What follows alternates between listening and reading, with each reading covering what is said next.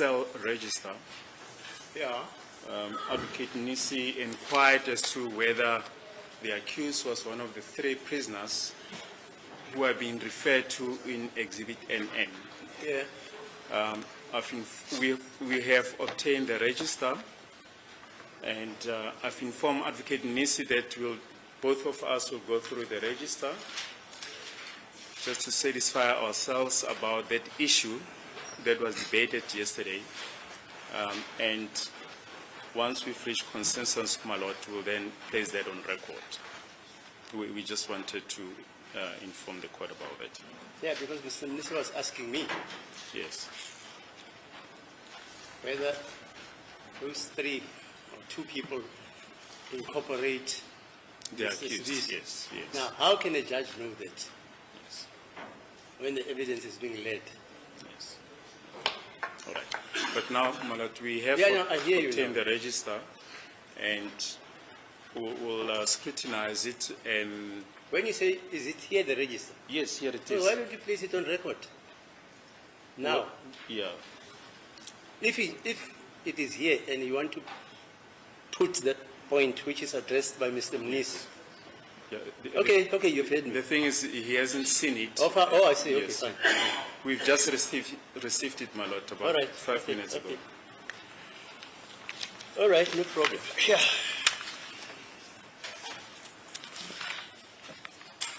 Right, Mr. Sibia, just a few issues outstanding from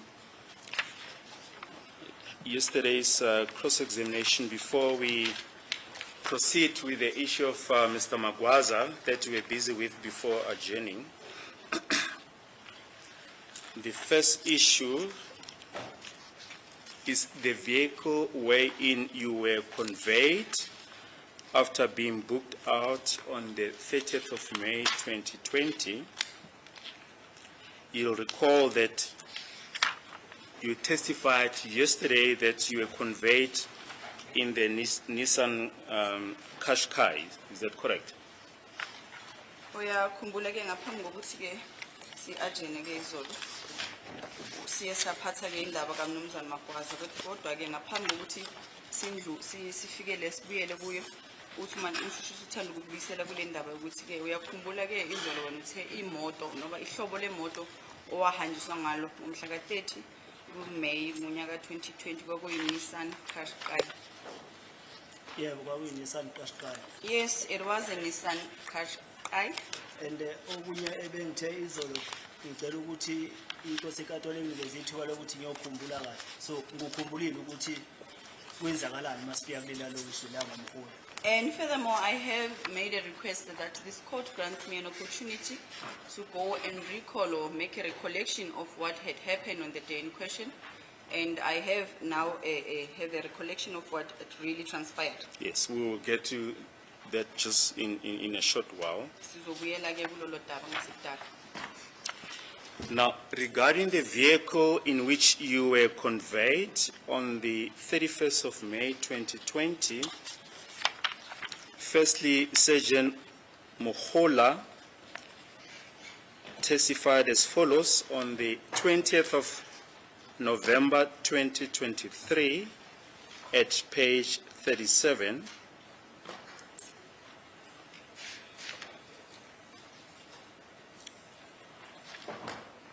And we read from line 12, Sergeant Mohola. She testified about the fact that she met you at Eraten in the company of Sergeant Mohane, and the state asked her at line 9, and in which vehicle was he conveyed in? Sergeant Mohola answers as follows at line 12. It was, my lord, I believe it was a white Fortuner. It was a vehicle, my lord, which was used by Sergeant Mohani at the time. So, Sergeant Mohola confirms that you conveyed in the white Fortuner. Uthi-ke uMkhula wanikezela ngobufakazi ke lapha kwenkundla mhla ka-20 kuNovemba unyaka waka-2023 ku-page number 37. Uthi yena wahlangana nawe-ke e-Erathini okuyilapho-ke wawuhamba wawunomkhani. Uthi-ke wakubuzwa umbuzo abashushisi-ke ukuthi kwasetshenziswa yiphi-ke imoto yokuhambisa-ke umsolwa. Wachaza yena wathi Nkosi enkantolo imoto yasetshenziswa kwakuyihlobo lemoto ye-Fortuner elobala elimhlophe ekwakuyimoto yayisetshenziswa uMohane ngaleso sikhathi. I think there's a word that the state had read from the version of Ms. Mokhula, where Ms. Mokhula said, I believe it was a white Fortuner. I believe it was a white Fortuner. Yes. Uthi umnumzane Mnisi ucela ukuthi silungise-ke kule nkulumo yakamshushisi ngoba-ke umshushisi uthe-ke ngiyakholwa ukuthi ngithemba ukuthi imoto emhlophe behlobo lwe-Fortuner.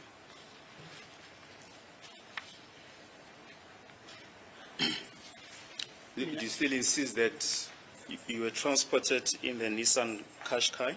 Usaqinisekisa wena ukuthi wawuhanjiswa-ke nge-Nissan Qashqai. imoto engangihamba ngayo Nissan Qashqai. The motor vehicle in which I was conveyed in, it was a Nissan Qashqai. Now, during the trial, within a trial, when your counsel, Mr. Mngomezulu, led you, this was on the 5th of February 2024 at page 40, line 3, he says the following.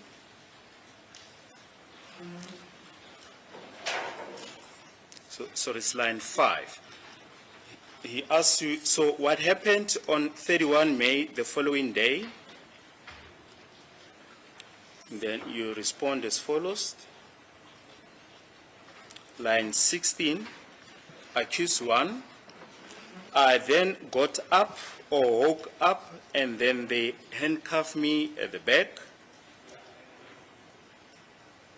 Then line 19, they took me to the vehicle. Line 20, Mr. Mngomezulu, yes, what vehicle was that? Accused number 1, it was a Fortuner. Mr. Mngomezulu at line 22, what color was it? Accused 1, it was white. Mr. Mngomezulu at line 25, driven by who? Accused number 1, Mohani. So here, Mr. Sibiya, you yourself said in the trial, within the trial, on the 5th of February 2024, that on the 31st of May 2020, you were conveyed in the white Toyota Fortuner driven by Sergeant Mohani. But you are now deviating from that evidence, is that correct? Umnumzane Sibiya-ke ngomhla ka-5 kuFebruary kunyaka 2024 umnumzane uMngomezulu owayewummeli wakho ngaleso sikhathi-ke ku-page number 40 uline number 3 wakubuza-ke ukuthi mhla ka-31 mabaza bazokulanda-ke kwenzakalani. Wase wena uyaphendula ukuthi-ke ngavuka base bayangikhafa ngasemuva bangisa-ke emotweni. Wabuza-ke umnumzane uMngomezulu ukuthi emotweni enjani. Wase wena uyaphendula-ke uthi iFortuner. Wase kubuza ukuthi-ke injani ngombala. Wase wena uyaphendula futhi uthi imhlophe. Wabuza futhi ukuthi-ke yayishayelwa ubani-ke leyo Fortuner. Waphendula wena wathi yayishayelwa uMohane. Manje-ke iphuzu lakamshushisi ukuthi-ke inkulumo yakho yangapha yaku-trial within a trial ayisafani nale oyikhuluma manje lapha enkantolo. Yebo, ungasho kanjalo. Kodwa iyafana konke okwenzakalayo yikho lokho okwenzakalayo ngoba ngisho into mhlawumbe ongathi phambene imoto engayigibela ukuthi we-trial in a trial ngathi ngangigibela iFortuner manje ngithi ngangigibele iNissan Qashqai. Yabo manje ngoba ngithi ngangigibele iNissan Qashqai ingoba sengikhumbule kahle hle ukuthi iyona yiphi imoto engangigibele ngaleli langa. Lesikhathi kuyi-trial in a trial ngangazi ukuthi imoto yayikhona wakile angakanabi isikhathi sokuthi ngihlale kahle ngikhumbule ukuthi iyiphi imonto engangigibelile ngosuku ebabengithatha ngalo umhali. You may say so, however, everything that has been stated here is what happened. The only difference is that with during the trial, within a trial, I had stated that I was driven in a Fortuner, and at that time, I did not have a vivid recollection of what had happened. But I, however, now at this stage remember and had a recollection of what had happened, and I do say that I was driven in a white Qashqai. Silver iqashqayo. The Qashqai was silver in color.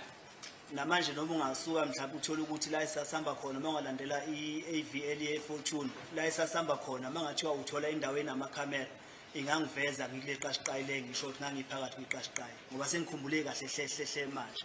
If the AVL would be followed up, one would tell the where in which motor vehicle I was in. It would appear, I would appear being in that motor vehicle that I've just stated. Now, the one other issue that you want to revisit is the reason why you were booked out on the 31st of May 2020. We have already referred to the evidence of Sergeant Mohola, but we further wish to refer to the evidence of Brigadier Gininda. This was during the proceedings of 28 November 2023 at page 12 from line 3. Brigadier Gininda testified as follows. They then arrived back. This is now Constable Munareng with this member as well as with accused number 1. That is now from Diepkloof. Then at line 12, Brigadier Gininda, my lord, they handed the suspect, accused number 1, to me, and I asked him if he was fine or if he had any complaint. He said he was fine, my lord, and there was no complaint from him. I further asked him, my lord, if he will still be willing to point out the following day.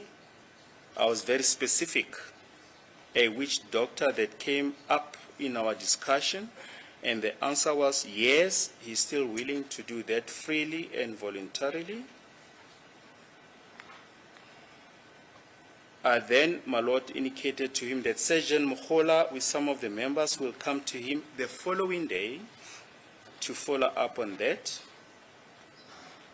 witch doctor investigation, that if he should feel that he has changed his mind or he needs assistance or legal representation or whatever concern he may have,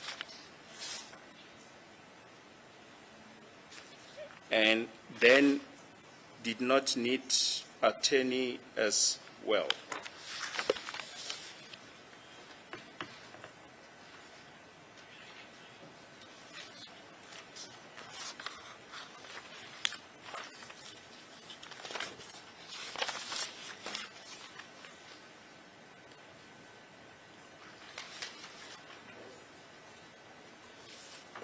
Umhla ka-28 kuNovember kunyaka ka-2023 lapho ke uBrigadier Gininda wayenikezela ngobufakazi bakhe wachaza ukuthi ke maye befika babuya ke naye uConstable Monare nabanye ke ozakwabo noma ke ithimba lakhe asebenza nalo ke wanikezelwa kimi uthi ke ngaleso sikhathi umbuza ke umnumzane balokuthi ngaleso sikhathi bafika ke emva kwaleyo mzuzu A15 kwenzakalana.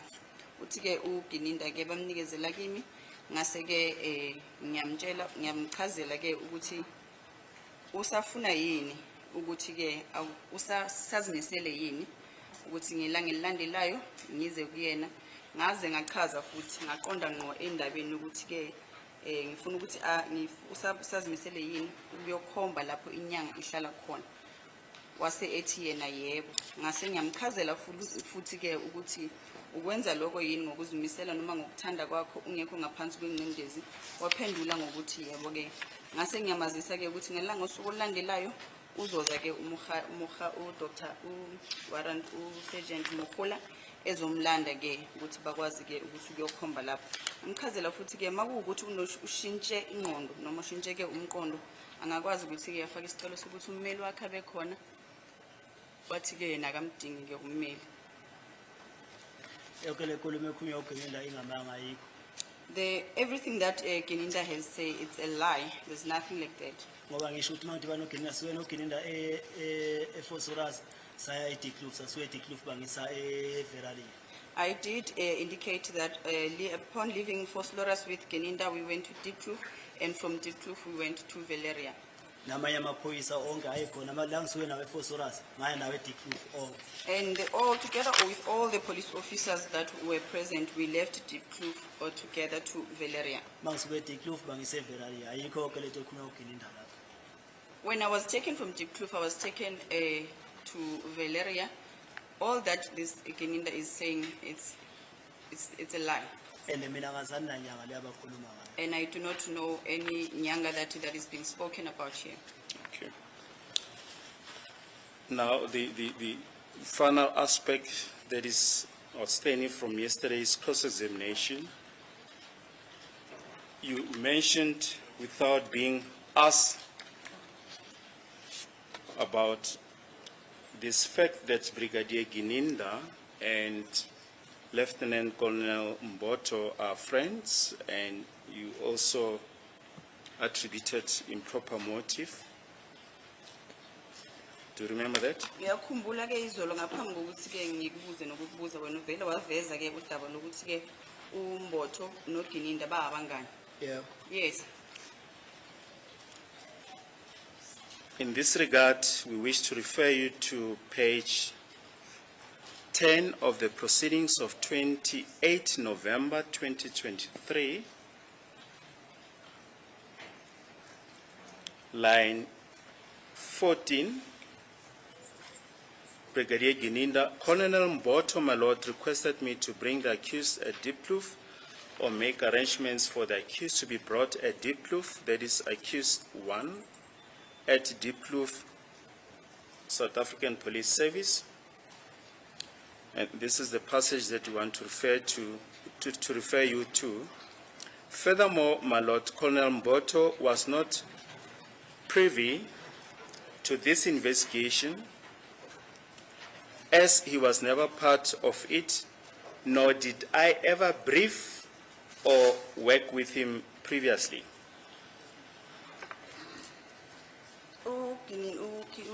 Brigadier Geninda ke ngomhla ka 28 November kunyaka 2023 line number 14 uyachaza ke ukuthi ngosenkantolo ke uColonel Mboto wafaka ke isicelo kumina ukuthi mangize ngilethe umsolo noma ke umangalelo wokuqala eDeepkloof Police Station noma ke ngenza amalungiselelo ukuthi ke uyalethwa yena ke umsolo wokuqala uthi ke kanti ke wachaza futhi wathi ngosenkantolo uColonel uKolonel Mboto akazi lutho mayelana nophenyo kuleli cala kanti ke futhi angizange ngisebenze naye ngaphambilini. uKolonel Mboto mina ngikholwa ukuthi uyazi ngoba wafika ngibuza ukuthi mina ngazi ngokufaka senzo. I believe that Colonel Mboto knows because he asked me as to what is it that I know about Senzo's death. Thank you. Ngamtshela ngathi angazi lutho ngokufaka senzo. And I told him that I do not know anything about Senzo's death. Now then, to come back to the issue that we were busy with when we adjourned yesterday, namely the issue of Mr. Magwaza, you've just indicated this morning that you'd like to expand on what you mentioned yesterday. You'll recall that yesterday you mentioned that Sergeant Mohola came to you with your cell phone, asked you to input your password. You unlocked your phone. She went to the Red Golf.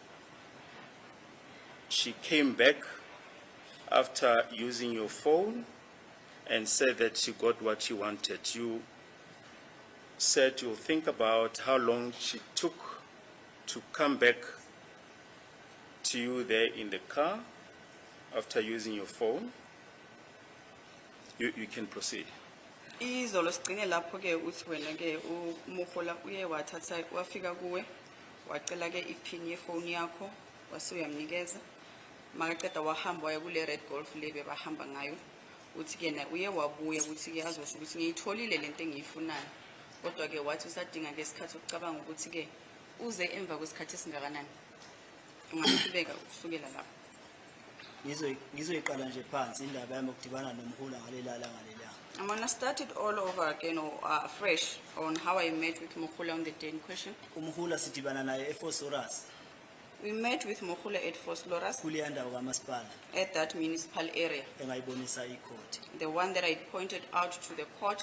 Masiphuma lapha siphuma imoto ziyehla zibheka ngathi zibheka ngasesayidini laseThokoza. Upon exiting that area, the motor vehicles were driving onwards or towards Vosloorus. This driver ngathi is Vosloorus. This big thing ngathi is Vosloorus. No, Thokoza. Noma Thokoza. Ithi mina zahamba zabheka ngasesayidini laseThokoza. The motor vehicle, they driven headed towards the side of Thokoza. Mazifika kuleli lokishi leli ngalazi ukuthi ngizothi lokishi bani leliya. When they reached or got to this location, which I had indicated that I do not know which location is, Zafike zangena lelo lokishi mayingena lelo lokishi zaseziyama. they entered that location and then stopped.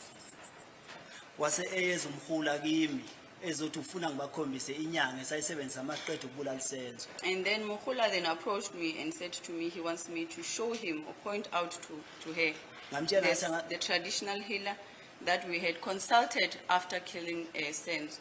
ngamtshela ngathi angazilutho ngenyanga angazilutho ngokufaka senzo ayikho inyanga ayisebenzisa. I then told her that I do not know anything about a traditional healer. I do not know anything about the killing of Senzo. Wahamba wayemotweni wabuye sebuya nefoni yami. She left to the car and upon her return, she had my phone with her. Wacela ukuthi ngimfakele iPin efonini yami. She requested me to input my PIN on my phone. Mayiqeda ukungena iPin efoni yami ivuleka ifoni yami wabuyela emotweni. After the input of my PIN, she then went back to the motor vehicle. Ngoba ngithi emotweni angazi ukuthi wafike wenzani. Kodwa ukuthi uzethola inamba kaMagwaza ngoba shuthi wapheja amafoni ami efonini yami. As I've indicated that I do not know what it is that she did when she got to the car, but I believe that she went through my cell phone and scrolled on my numbers. Wabuya weza kule moto lenguyo. She then came. eQashqai. Then she then came back to the Qashqai in which I was in. Wazongitshela ukuthi inyanga le abayifunayo sebeyitholile esayisebenzisayo. It's that stage when she told me that the traditional healer that we had consulted, they had found that a traditional healer. Ila kwabe sengenwa emotweni sebebuyele emotweni sekhanjwa ke la ngibona sesingena khona kuphe Soweto.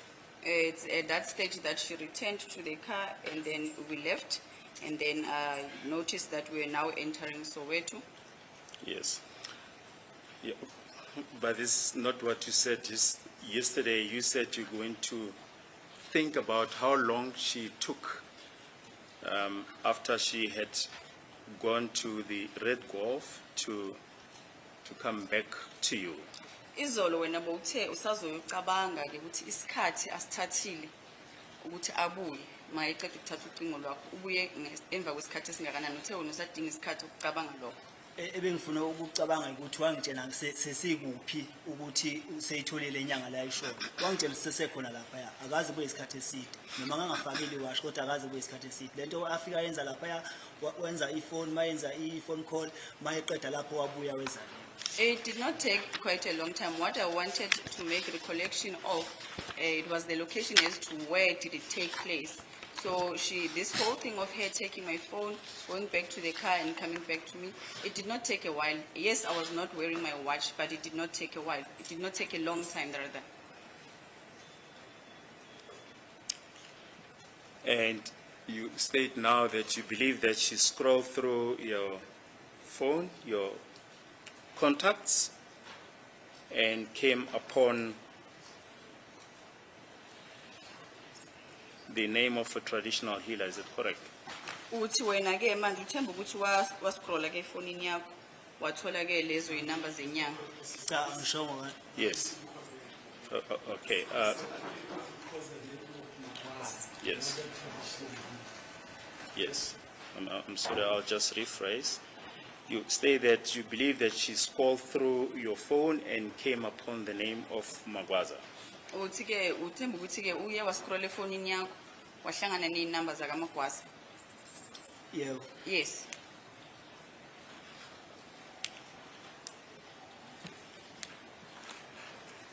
And according to you, how would she have associated you with Magwaza?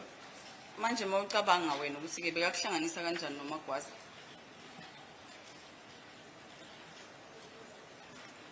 Eish, ukumphendulela ngeke ngikwazi kodwa nje umbono wami ngingaba nawo ukuthi wathola inamba efonini yami acabanga ukuthi mhlawumbe yalomuntu amfunayo wase yayifonela. Kodwa ukuthi ngimkhulumele ukuthi angihlanganisa kanjani ukuthi efonini Magwaza angeke ngikwazi ukumkhulumela. I would not speak on her behalf, but I can just say my opinion to say that maybe she associated or connected me with this person because maybe she thought that the Magwaza person is the person that she's looking for. But, Mr. Sibi, I suppose you had many contacts on your contact list, is that correct? Asithi ubona inombolo eziningi zocingo lwabantu efonini yakho kunjalo? Yebo. Yes. Now, how would she specifically go to the name of Magwaza? Manje kwenzeka kanjani ke ukuthi yena vele aqonde ngqo kule nombolo kaMagwaza? Ngoba ngisho ukuthi ngeke ngikwazi ukuthi ngimkhulumele uye ungasifika ekatolo ezochaza ukuthi kwenzakala kanjani ukuthi efike cat number kaMagwaza kulama number agcwele lapha efonini yakhe. As I've indicated that I'm not in a position to speak on her behalf, she is the correct person who can come and tell this court how did it come about that upon scrolling on my phone, she went straight to this Magwaza person's number. Yesterday, we put to you the proposition of your own counsel, Mr. Mgomezulu, on the 22nd of November 2023, at line 10, when cross-examining Sergeant Mohola, Mr. Mgomezulu, ma'am, on the last occasion we dealt with the issue of Dobsonville, where the version of accused number 1 is that you switched on his mobile phone and you scrolled his contacts until you came across the name Mkulu. Uyakhumbula ke izolo kube kwaba nenkulumo umshishisa ivezayo la ukuthi ke ivela embuzweni waqondiswa ukumuhula ngemhla ka22 kuNovember nyaka ka2023 lapho asho khona ubaba uMngomezulu ukuthi wena kuzoba ubufakazi bakho ukuthi ke yena umuhula wayeza kuwe ke wafuna ke ukuthi umvulele ucingo lwakho wamvulela waseke uya scrolla efonini yakho wahlangabezana nenamba ebhalwe ukuthi Mkhulu. Efonini number yakhe inamba ibibhalwe ukuthi Mkhulu. In my phone there was no number written Mkhulu. Ngoba nomkhulu bama ngibabhali ngokuthi Mkhulu. Even with referring to my elders, I would not write them as Mkhulu. Yena nje umkhulu engachaza ukuthi kwaba ngani ukuthi efonini number kaMagwaza. Mohola is the right person who can come and explain as to what was the reason for her to call Magwaza.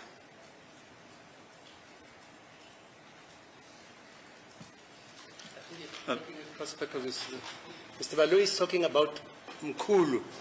Am I correct, sir? Yes, indeed, my Not lord. Magwaza. He says your counsel mentions that Mkulu Ngithi was Sure. contacted. Okusho umeli wakho uMngomezulu uthi umshushisi manje akakhuluma ngoMagwaza. Uthi ukhuluma ngaloko kwasho umeli wakho uMnumzana uMngomezulu ukuthi ke wena ubufakazi bakho ukuthi ke ngalelo langa umuhula ethatha ke ifoni yakho wascroll efonini yakho wathola inamba ebhalwe Mkhulu. namanje ngisasho ngithi efonini yami ayikho inamba ibibhalwe Mkhulu. Ayi- uMagwaza labamfonelayo bafonela uMagwaza ifoni yakhe ayibhaliwe ngomkhulu. I still maintain, my lord, that I do not know any Mkhulu and there's no Mkhulu on my cell phone, and they contacted this Magwaza. And baphinde badrive baya eSoweto la kuhlala khona uMagwaza. And they all further drove to Soweto where Magwaza resides. uMagwaza lo bamfonela akukho la kuhlala khona negama elithi Mkhulu. And this Magwaza person that they called does not associate, and there's got no association with this Mkhulu person. So this proposition by your then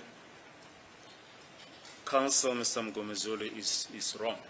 Manje ke lo double aveza ubaba uMngomezulu ukuthi wena uzosho njalo kulu wrong. No, umngomezulu wayebuza umhula imibuzo la eyibhokisini.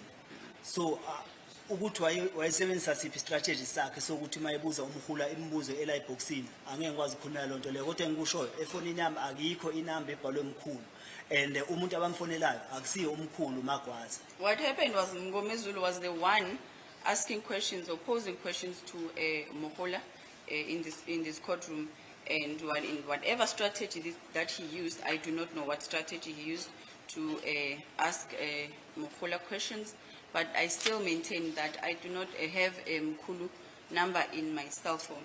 But he said that is your version. Yeah, na Mngomezulu mayekhuluma uye wathi uwe usho kanjalo kuye. Kodwa mangifika la ebhokisini ngiyayicacisa ukuthi mina efonini yami ayikho inamba ethi mkhulu and akaze kuze kufonelwe umuntu okuthiwa umkhulu osefonini yami umuntu abamfonelayo uMagwaza. Imoto zahamba zaye Soweto la kuhlala khona uMagwaza. But I still maintain that I'm explaining here in the witness doc that I do not have a Mkulu person cell phone number in my phone, and the person that was contacted was Magwaza. I hear the state indicating that Mr. Mngomezulu put it on record when he cross-examined Ms.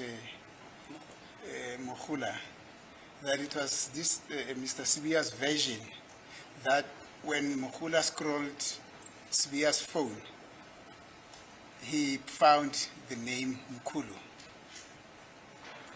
I hear the state saying that that was Mr. Sibiya's version. I'm not so certain about that, my lord. If then that should be the intimation, then I would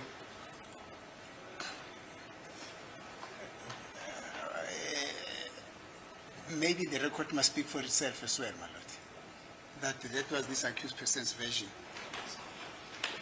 My lord, we're reading verbatim what Mr. Mngomezulu said. He said, ma'am, on the last occasion we dealt with the issue of Dobsonville, where the version of accused number one is that you switched on. So he says it's the version of accused number one. He says, where the version of accused one is that you switched on his mobile phone and you scrolled his contacts until you came across the name Mkulu.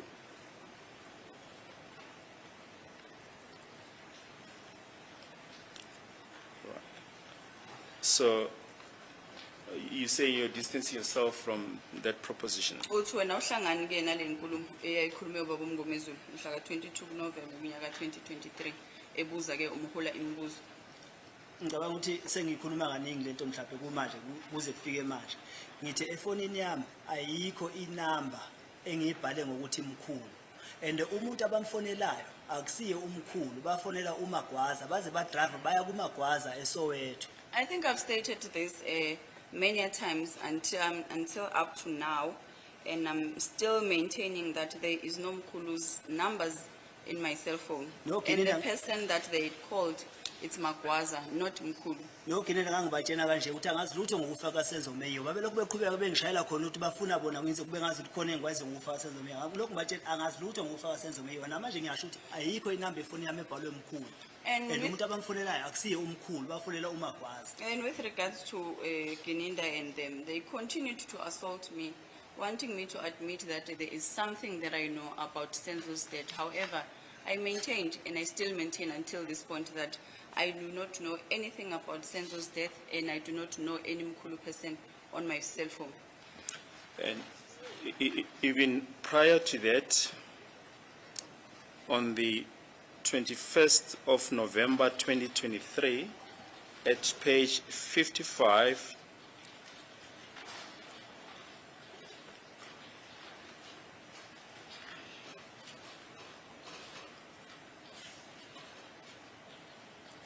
line 21, Mr. Mngomezulu put the following proposition to Sergeant Mohola.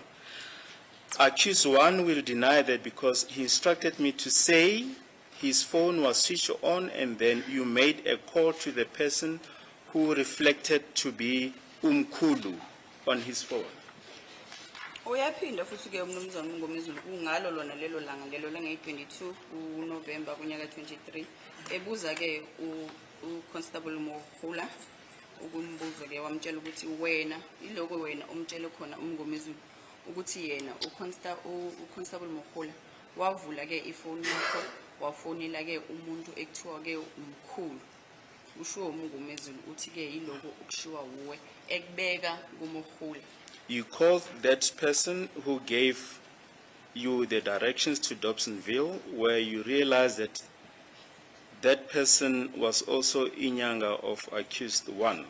Uthi ke uthi ke ubaba uMngomezulu kubeka ke kuMokhula ukuthi nina nafonela ke lo umlisa lo noma lo umuntu loyo owanibonisa noma ke wanilayela ukuthi ke indlela khanjwa kanjani ukufika lapho kanti naye loyo umuntu kwatholakala ke ukuthi uyinyanga yakhe umsolo wokuqala.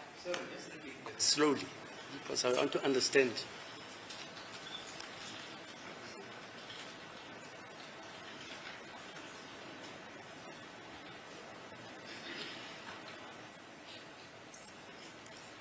This was, as you mentioned,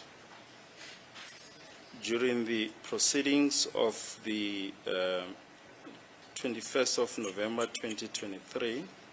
Just want to get to that portion.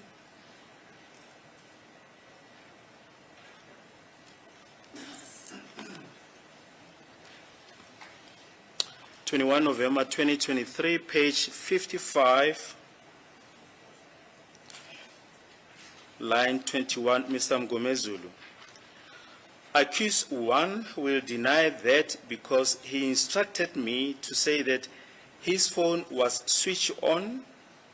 Then you made a call to the person who reflected to be Umkhulu on his phone. Kwathiwa ke ubaba uMngomezulu masebeka ke lo umbuzo kuMokhula mhla ka21 kuNovember kunyaka 23 wathi ke umangalelo waqala uzokuphika lokho ngoba ke uthi yena umangalelo waqala wena Mokhula wa switcha ifoni waletha ifoni yakhe maqeda lapho wafonela inamba ekwakutholakala ke ukuthi ibhalwe Umkhulu. You called that person who gave you the directions to Dobsonville. Uthi ke umbaba uMngomezulu kuMokhula nafonela ke lo umuntu owanibonisa ke noma ke wanilayezela ke ukuthi nizofika kanjani kuleyo ndawo yase Dobsonville, where you realize that that person was also inyanga of accused one. lapho ke nabona khona ke noma nathola khona ukuthi lo umuntu loyo onilayezayo ukuthi nize nifike kanjani eDobsonville naye uyinyanga yakhe umangalelo wokuqala. Lento le ngiphinde ngibeke kanje umshushisi einsukwini ezendlule yena ngokwakhe uke wenza mistake ngerecord wakhomba inamba wathi line number 24 ekhuluma ngepholo maqede mabe bethola ukuthi akusiwona u24 wathi wenze mistake. I would like to bring it to this court attention that in the past days, the prosecutor has made a mistake with regards to the lines and the records. Then he said that there was a line 24, and later it was discovered that it was not a line 24, and then he said that it was a mistake. So ngebhadi uba Mngomezulu akasekho ukuthi ayikhulumele ukuthi wangi-understanda kanjani uma ngimchazela le nkulumo. It is with unfortunate that Mr. Mngomezulu is not here before there is no more, and is not able to say whether there is a part or a portion where he made a mistake or not. Njengoba namanje ngiphinda umuntu owayalela amaphoyisa la kuhlala khona uMagwaza yimi masifika eSoweto. And I still maintain and repeat that the person who gave directions to Mokhula and them, it was myself in Dobsonville in Soweto. Yes. Akazi beze belayo lo muntu osefoni ngoba masifika eSoweto bathi mina angibadirect la kuhlala khona uMagwaza eSoweto yimi ngahamba ngawubabonisa la kuhlala khona uMagwaza eDobsonville. I'm the one who pointed out to Magwaza's place of residence. On our arrival at Dobsonville, they said to me that I should point where Magwaza stays. Njengoba ngisho anginayo inamba ebhala ukuthi Mkhulu efonini yami. And as I've already made mention of the fact that I do not have a Magwaza's number on my cell phone. And umuntu abamfonela a number, Mkhulu's number on my cell phone. and umuntu abamfonelayo akusiyena Umkhulu uMagwaza umuntu abamfonelayo. And the person that they called, it's not Mkhulu, it's Magwaza. babefika Soweto uMabhena wangicela ukuthi angibadirect la kuhlala khona uMagwaza. On our arrival in Soweto, Mabena requested me to give them directions of where Magwaza resides. Ngabathatha ngabasala kuhlala khona uMagwaza. I then took them to Magwaza's residence, uMagwaza mina angimazi njengenyanga. and I do not know Magwaza as a traditional healer. Your comment about the mistake regarding the passage, the page is in fact wrong. And that is on record, but we leave it at that. Ukuphawula kwakho mayelana nendaba yama-page ke i-wrong. Ikhona lapha i-record elichazayo ukuthi kwakupage bani ku-line bani. Yes. No, So, bengishola ukuthi ngoba umshushisi washo yena ngomlomo wakhe ukuthi wenze imistake mayethi u24 kungesona u24 washo ngomlomo wakhe ukuthi wenze imistake. So ngishola ukuthi uMngomezulu mhlawumbe la kubantu ukhona ngabe uyasho ukuthi wangi-understand kanjani mangimchazela le nkulumo le ngangimchazela. No, what I'm trying to get at is that you've made a mistake, and you've admitted that you've made a mistake. And if Mr. Mngomezulu was here with us, he was going to also indicate whether he got correctly my instructions or not. yes, we leave it at that because you're completely wrong. That's not what happened. Uthi-ke sizoyishiya kanjalo ngoba kusiyilokho okwenzakele. Kodwa lokho kwenzakale yikho lokho engikushoyo. But what happened is what I'm saying before this court. I see that you're making your best endeavors to distance yourself from the name Umkhulu.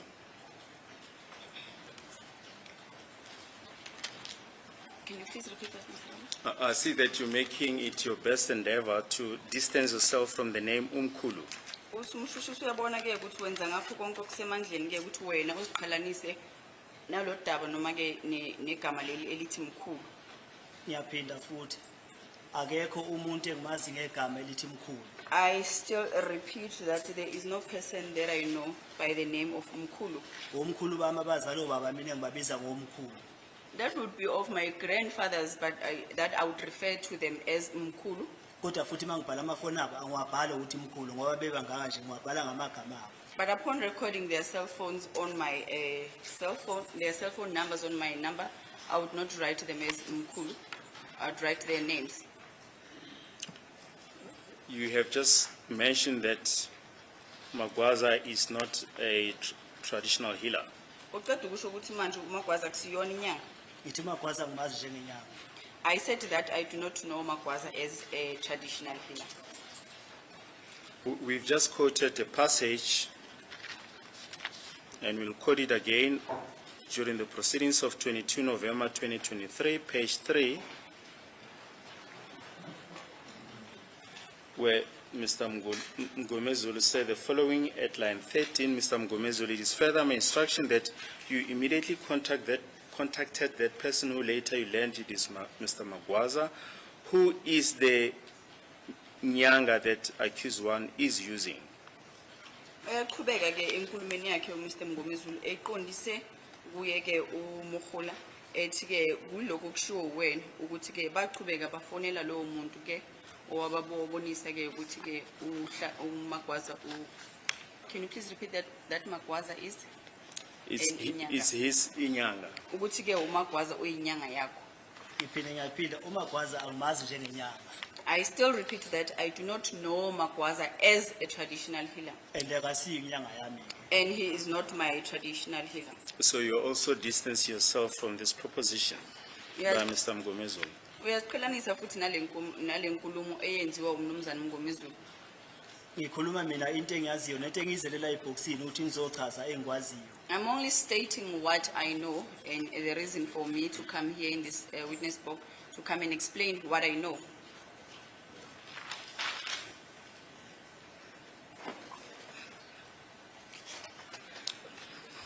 What was the relationship between you and Mr. Magwaza? Can you just maybe repeat that? Ubudlelwane bakho ke phakathi kwakho noMnumzane Magwaza, kwakubudlelwane obunjani noma ubudlelwane obunjani? Umuntu engimazi ngimjwayele 2020 ngabo January. It is just a normal relationship of a person that was known to me, that I started knowing in 2020 January, around January.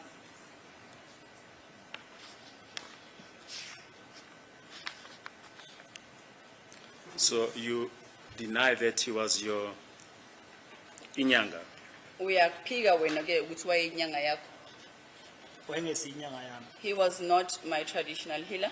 ngoba ngisho ukuthi angimazi njengenyanga. As I've indicated that I do not know him as a traditional healer. Right, Surgeon Mokola testified that they carried out an investigation there at the house of Mr. Magwaza, and they then left for Palmridge.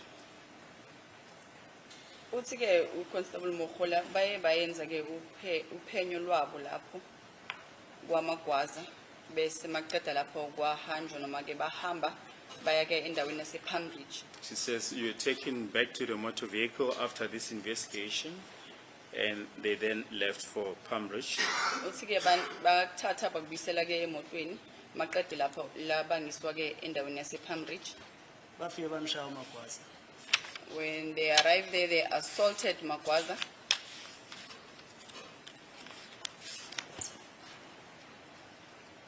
Yes, I've put it to you that after an investigation there this is what you stated in your evidence in chief. Bese ngisho ukuthi Why was he assaulted? wayeshayelwana. Yiba bangaphawula ukuthi babemshayelana. They can be the ones that to comment on that as to why were they assaulting him. But on your version, there was absolutely no reason for them to assault. Kodwa ke kuya ngawo ke To assault him. sasingekho isizathu sokuthi bamshaye. Kodwa khona bamshaya. But they assaulted him. Right. Is it correct that after some investigation there at the house of Mr. Magwaza, that you put back in the motor vehicle? Kuyiqiniso ke ukuthi mabenza ke ukweqeda ukwenza lolo phenyo lwabo lapha ke uMagwaza ehlala khona bakuthatha futhi bakuphindisele emotweni. Mabeqeda ukushaya uMagwaza bakhuluma naye baqede basabuyele emotweni babuyele emotweni nawo. After assaulting Magwaza, they spoke to him, and then yes, we went back into the motor vehicles. Yes, and Futhi uphenyo yikho ukushaya abantu. It means that their investigations is assaulting people. and Mr. Magwaza lives in Dobsonville, is that correct? Umnumzana Magwaza uhlala eDobsonville kunjalo. Ebehlala eJobsonville angazi manje. He used to reside in Dobsonville. I do not know at this current moment.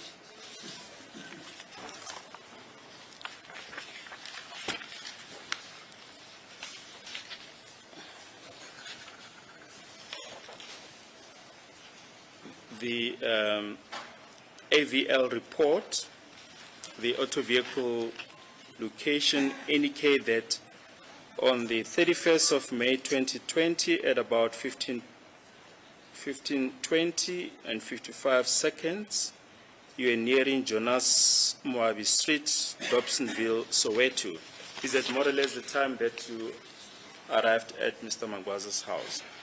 I-AVL ibonisa ke ukuthi mhla ka 31 kuMay kunyaka 2020 ke ngesikhathi sabo 15:20 55 seconds benihamba endaweni yase Johannes Moabi Street.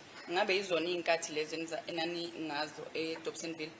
Isikhathi ngangenaso. I did not have time with me.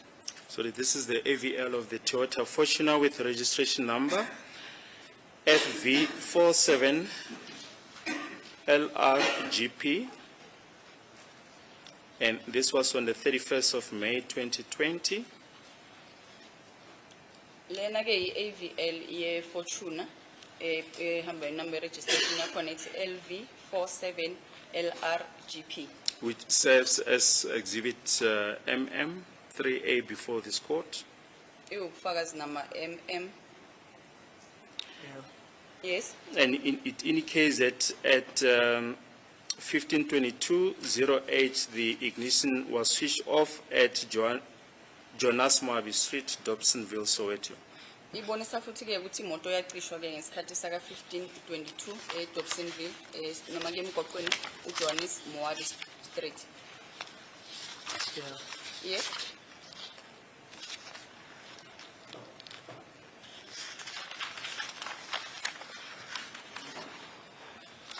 Right, you testify that you then went with the police to a township that you say you did not know. Is that correct? Uye wanikezela ngomfakazi ke ukuthi nahamba ke naya ke endaweni thizeni ongayazi wena. Kwilokishi ongalazi. Is that correct? Kunjalo? Cela ungiphindele umbuzo. Can you please repeat the question? You testify that you went with the police to a township that you say you do not know. Uthe wena ke monikezela ngomfakazi bakho ke niye nahamba namaphoyisa naya ke kwilokishi wena owawungalazi. Yeah. Yes. And you say it was at a double-story house. Uthe ke kwakuyindawo noma ke indlu yohlobo le double story. Cha. No.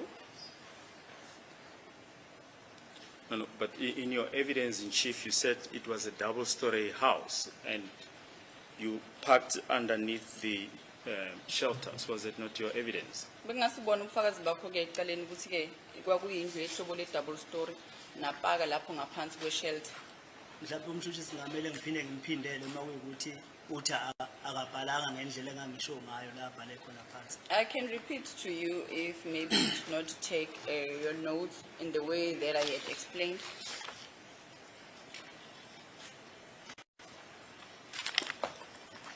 Yes.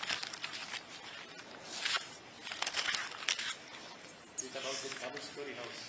Yes.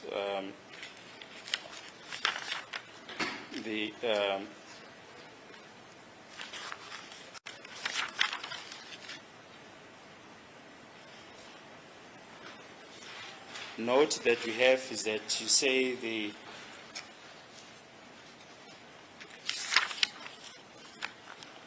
police took you to a double-story house. They took me to a I'll just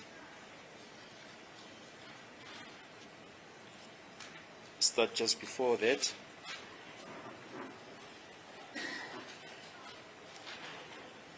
After a few minutes, those police officers came back. That is now from Magwaza's house, got back into the motor vehicle. We departed. They went to buy food. I watched them eat. We went back to the township that I said, I don't know. They took me to a double-story house. Emva kwemizuzwana ke lawo maphoyisa ayabuya sangena ke emotweni then sasuka ke eDobsonville sahamba ke sayiswa kule lokishi engithi angilazi endlini double bathenga ke ukudla badla ngababuka bedla bese sahamba ke sasiwa kule lokishi engingalazi wafika ke kwamiswa ke endaweni noma endlini eyi double story. Motor vehicles stopped under a shelter. Uthi ke imoto zamiswa ngaphansi komthunzi noma ngaphansi kwe shelter. Other motor vehicles came and parked near our motor vehicle. Sezinye imoto zeza zamisa eduzane nalapho imoto yethu beyimise khona. Police officers got out of motor vehicles and went into the double-story house. Amaphoyisa ehla emotweni angena khona ngaphakathi kuyo le double story. And they took some time there. Uthi bathatha ke isikhathi khona lapho. Was it not your evidence? Okungasiyibona ubufakazi bakho lo. La ukuyibeka ngalendlela le engayibeka ngakhona. Ngalendlela le engayisho ngayo. Lendlela esho umshushiza kusiye indlela engayisho ngayo. No, can I put it rather in a way that I said it? In the way that you are saying as a prosecutor, that's not the correct way. So can I put it in the way that I said it? Yes. Ngathi mina mabefika eDobsonville amaphoyisa afika uMagwaza amkhomba ngebhama amhlalisa phansi. Mina bangishaya ngempama makuqeda ungifaka lapha ngaphakathi. Bangishaya ngempama base beyangikhipha futhi bangibuyisela emotweni emva kwesikhathi esincane wase ebuya lamaphoyisa beswashiye noMagwaza ngaphakathi. What I said that is that upon arrival at Dobsonville, we went into Magwaza's home and then they slapped me with an open hand. They also pointed Magwaza with firearms and then they took me back to the car and then they spent some time there with Magwaza and then they came back to me at the car. No, Mr. Sibia, we're talking about the period after you had left the house of Magwaza. Sesikhuluma ngesikhathi lapho ke senihambile lapha kwaMagwaza. ngoba ngithi kwangena emotweni kwahanjwa nje ngifuna ukukuzela nawo kahle. Like I'm saying that when I'm starting off by saying that we got into the motor vehicles and then we left, I want to explain it properly. Bendlula kwenye indawo mabeqeda ukusuka lapha kwaMagwaza bendlula kwenye indawo lapha ya eSoweto bathenga ukudla badla. Then they passed at a place there in Soweto where they bought food and ate. Basasuka lapho sabuyela kulelo lokishi ngithi mina angazi ukuthi liphi la lokishi. We then left that place where they were eating. We went to this location that I indicated that I don't know. Bafike bami imoto zakhona sezihlukana ngokweyitrati. And then we stopped there and then the cars stopped in different streets. Imoto lehamba mina yahamba yayishiya lezi imoto lezi ngayibona esikwelinye kwenye ibuilding upstairs. The motor vehicle in which I was being conveyed in then drove off. Then we then drove off and until we reached a building or a double-story building. La ifike yapaka khona kuleya parking ene shelter phezulu.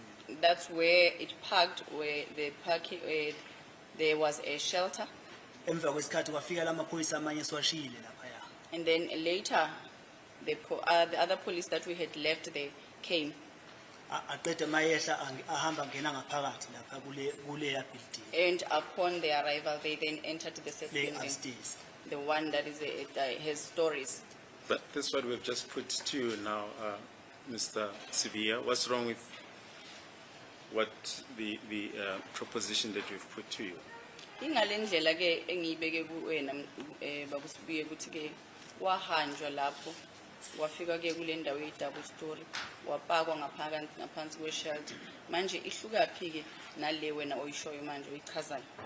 Umshushisi uthi safika elokishini sahamba sangena endlini ye-double story safike sapaka kwi-shelter. What the prosecutor has said is that I said that we went to a place or we went to a location wherein we got to a double story and then we parked under the shelter. In any case, you say the police then went inside the house and then came out a short while later, is that correct? Uthi ke angena ke amaphoyisa lapho aphuma ke emva kwesikhashana. Angena kule building aphuma emva kwesikashana athatha isikhathi. In this building that I'm referring to, they did not take a short while, they took a long time.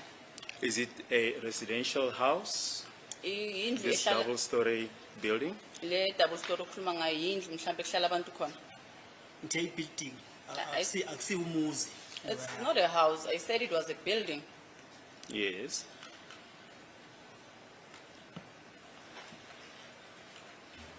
And when they came out, what happened? Ma bephuma ke kwenzakalani? Ngathi mabephuma lapho kwahanjwa kwayiwe eGenestin la imoto zafike zangena khona ngaphansi parking ngaphansi kwe-flat.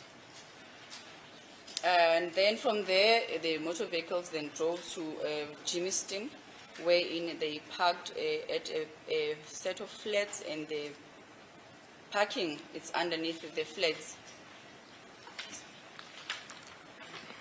But Mr. Sibia, did you ever go to the house of Mr. Lano Zwane at Palm Ridge in Katlehong on this day? Wena ngalelo langa ke wasiwa ke noma ke wayiswa kuleyo ndlu leyo yakalano Zwane in Mr. Baloyi? Palm Ridge, Katlehong. Palm Ridge eKatlehong. Ngoba ngichaza into alanenzwane angiyazi akazange ize ngendlini kaZwane. Like I've explained that I did not know Lionel Zwane's house. I did not go to his house.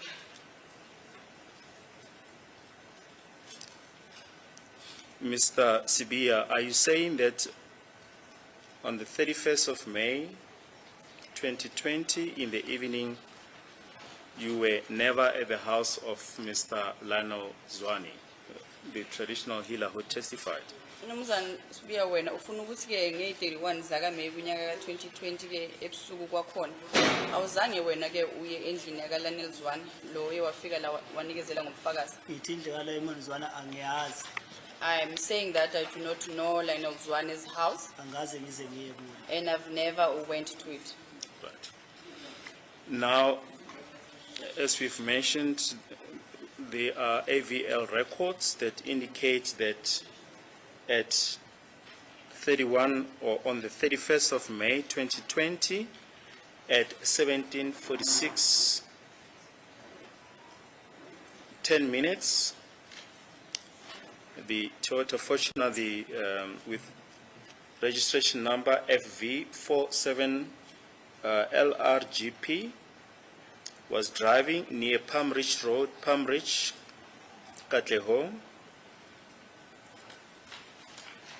Manje ke i-AVL iyabonisa ke ukuthi leya Fortuner leya umhla ka-31 ku-May unyaka ka-2020 ngesikhathi saka 17:46:10 yayishayela ke endaweni yase Palm Ridge eKatlehong. Lalela. I'm listening. Then on the same day, 31 May 2020 at 17:46:41, near Palm Ridge Road, Palm Ridge, Katlehong, ignition off. Iyabonisa ke futhi ukuthi ngalo lona lolo suku lolo ngo-17:46:41 yacishwa ke imoto. Lalela. I'm listening. Yes.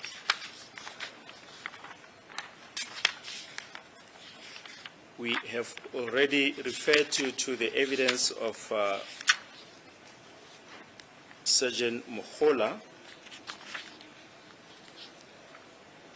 Sergeant Mohola testified that you are the one who took them to this particular house. Njengoba sesishilo ke ukuthi siye sabuvakashela ke ubufakazi bakhe baka Sergeant Mohola okuyena ke uchaze ukuthi wena oyobahambisa lapho kuleyo nto.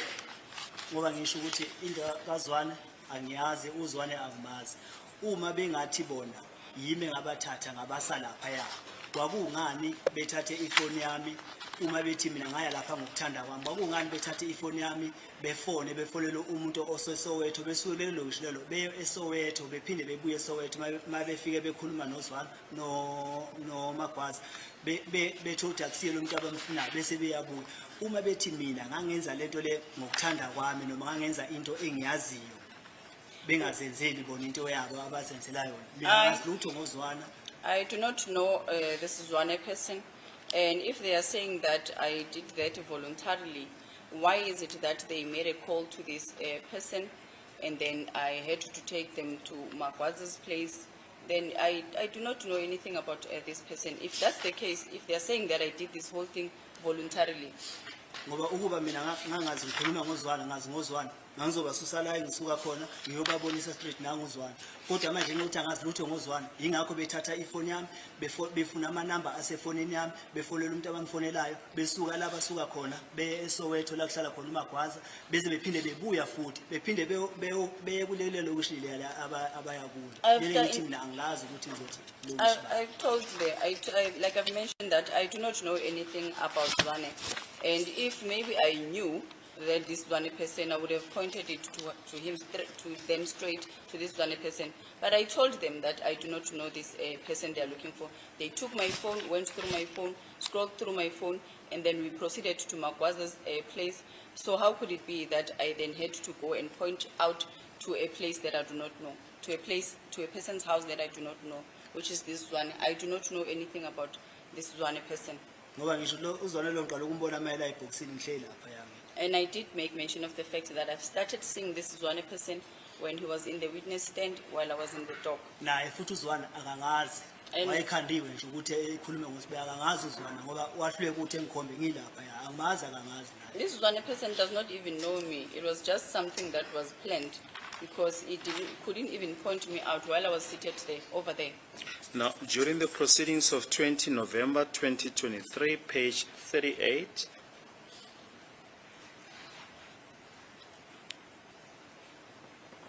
from line 5, Sergeant Mohola testified as follows. We also went to Palm Ridge. Uthi-ke ngabo uSergeant Mohola ngazo 20 zaka November kunyaka 2023 uthi saphinde saya ke nasendaweni yase Palm Ridge. I'm listening. It is a place where Umkhulu is staying, the witch doctor. Ukuthi yilapho ke umkhulu ehlala khona oyinyanga. Uyomazi uMkhulu. ukuthi uhlala kuphi. Mina angimazi. Mohole is the one that knows where he stays. I don't. Line 11. Yes, my lord, when we arrived there, accused one is the one who pointed out the house. Uthi yebo ke inkosi enkantolo ke mase sifikile lapho kuleyo ndawo. Mangalelo ukuqala uyena ke owayikhomba lo muzi. Namanje ngiyasho umuzi kaZwane angwazi uZwane angimazi. I still maintain and repeat that I do not know Zwane's house. I do not even know Zwane. Ngifuna nje ukuthi namshushise ayibuke lento ngomqondo wakhe kwenziwa yini sesifikile kulela lokishi leliya uma mina ngithi bethi mina ngithi ngiyokhomba lapha okuhlala khona uZwane ngingakhombi bethathe ifoni yami mayifika emuhula ngimtshela angazi lutho ngenyanga mina akazange ngibe khona inyanga isebenzisayo angazi lutho ngokufa kukaSenzo. So I want the prosecutor to also apply his mind in this scenario as to whether when we got to this location, how was it that now I did not point out the house, and when Mohula took my cell phone and I told him that I do not know anything about this one person. Bese efonini yami evula ifoni yami ehambe befonela umuntu abamfonelayo besuka lelo kusho behambe beye eSoweto.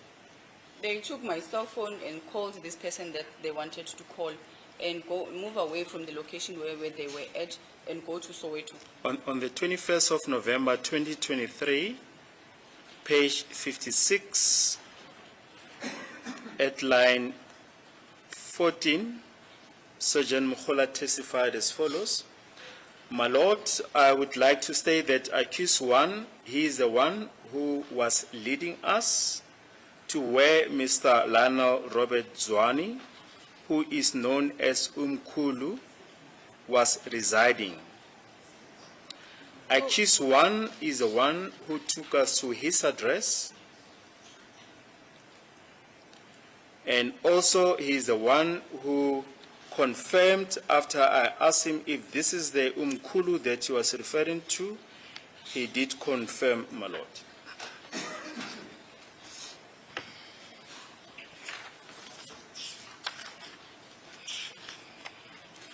Uyasho ke ukuthi yena uMokhula la mhla ka 21 kuNovember kunyaka 2023 uthi yebo nkosi enkantolo ke mangalelo uqala uyena umuntu wasiholela lapho ke umkhulu ehlala khona oku Lionel Robert Zwane uthi ke uyena ke ngambuza noma sesifikile lapho ukuthi ke uyena lo umkhulu engikhuluma ngaye wasuyavuka.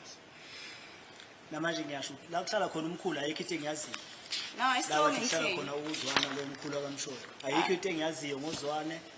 uZwane angaze ngizambone empilweni yami ngiqala ukumbona mayifika la eKatolo. I still maintain that I do not know Zwane's house, this Mkulu person. He doesn't know me and I've never seen him in my life.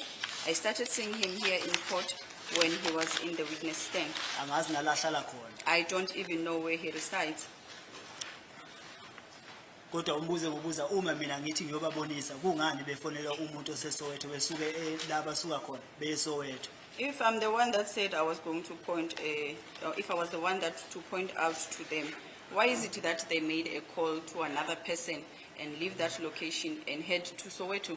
Ngoba lento into endlela kwenzakala bakhomba ukuthi babehamba becinga. No, this shows that they were still searching. Befuna nje umuntu abazomkhandela istory kuphela. They wanted a person that they will create a story. During the proceedings of 4 September 2023, page 21, from line 8, Mr. Zwane testified as follows. When the state asked him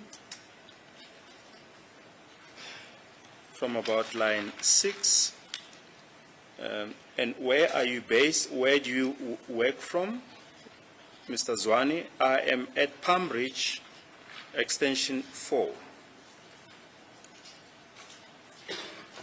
Okubufakazi ke obathulwa ke lo mnumzana Lionel Zwane mayifika la enkantolo bambuza ke ukuthi usebenzela wathi ke ngisebenzela ePalm Ridge extension 4.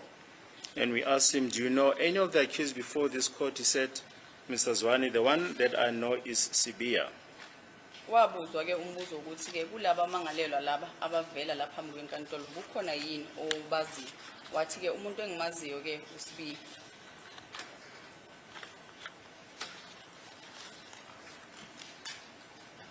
Do you have any comment? Should I comment? Ngaphawula. ngoba ngiqinisekisa vele ukuthi uZwana lento le ayikhuluma ngayo ekhuluma ngento atshelwe yona ukuthi akakhulume ngosibiya la ecourt. Like I said, that Uzwane was told to speak about Sibia here in court. uZwana angeke makuthiwa mina ngiyamazi noma uyangazi afike athi ungibone ngo2014 kwendlule u15 u16 u17 u18 u19 u20 bese ethu yakhona ukungibona ngonyaka ka2020 la esidibana khona lapha abathi ngangosho khona amaphoyisa izandla nezinyawo ngingakaze ngibone izandla nezinyawo bese kwehluleka ukuthi ezofakaza emva kweminyaka emincane esephinde wangibona ngo2020 bese phinde ehluleka uzongikhomba la eboxini nangi Sibiya lo engikhuluma ngayo. This person has indicated to this court that he saw me in 2014 and then went past 2015, 2016, 2017, 2018, 2019 and 2020 where he indicated to this court that he was able to see me when I was cuffed both on my wrist and feet. And then now he sees me in 2020, but when he comes to this court, he fails to point me out while I'm seated right here in court. Yes.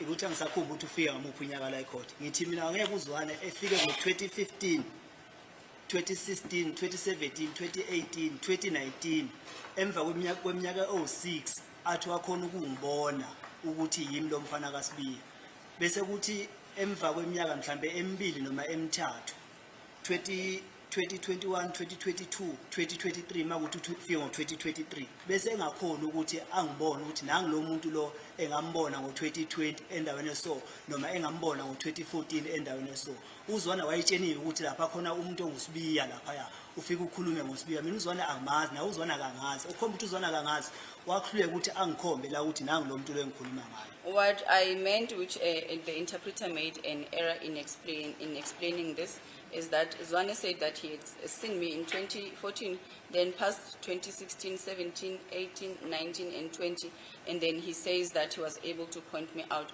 But when he sees me in 2020, then I can't remember whether he came to testify here in court in 2021, 2023, then he fails to point me out here in court. He was just told that there is a spear in his court and what he must say. Now, during the proceedings of 20 November 2023, page 38, Sergeant Mukhola testified as follows. When we arrived there, my Lord, Akiswan is the one who pointed out the house. Other members went inside the house. Uthi mase sifika lapho kuleyo ndawo ke mangalelo oqala uyena ke wakhomba leyo ndlu abanye amalunga wamaphoyisa bangena ngaphakathi. Namanje ngiyasho angazi endlini kaZwane akumazi uZwane. I still maintain that I do not know Zwane's house and I do not know Zwane. Angaze ngize ngakhomba umuntu. I never pointed out anyone. Are we going to take the normal short adjournment or are we proceeding? Fine, let's take it.